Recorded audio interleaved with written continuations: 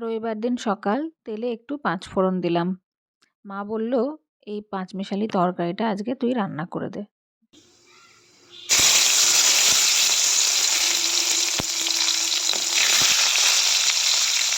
কেমন রং বেরঙের সবজিগুলো দেখো, কি ভালো লাগছে না দেখতে। সবজিগুলো কাটাই ছিল, আমি জাস্ট রান্নাটা করব। কি কি সবজি আছে বলার তো দরকার নেই, দেখতেই পাওয়া যাচ্ছে। এর মধ্যে দিলাম একটু নুন আর হলুদ, সবজিগুলো আরও কালারফুল হয়ে গেছে। এরপর ঢাকা দিয়ে দিলাম, একটু সেদ্ধ হয়ে গেলে তার উপর থেকে দিলাম টমেটো আর ক্যাপসিকাম। দেখো কি সুন্দর রোদ আসছে না জানলা দিয়ে। আসলে অনেক দিন পর ঝলমলে রোদ উঠেছে, তার উপরে আবার সানডে, তাই ভাবলাম নিজের জন্য একটু ভালো করে দুধ চা বানাই। অন্যদিন তো খাই না। দেখো সেদ্ধ হয়ে গেছে সবজি। এরপর একটু চিনি দিয়ে তার উপর ধনেপাতা দিয়ে ফাইনালি তরকারিটা রেডি হয়ে গেল। চলো আজকের মতো টাটা, আবার পরের ভিডিওতে দেখা হবে।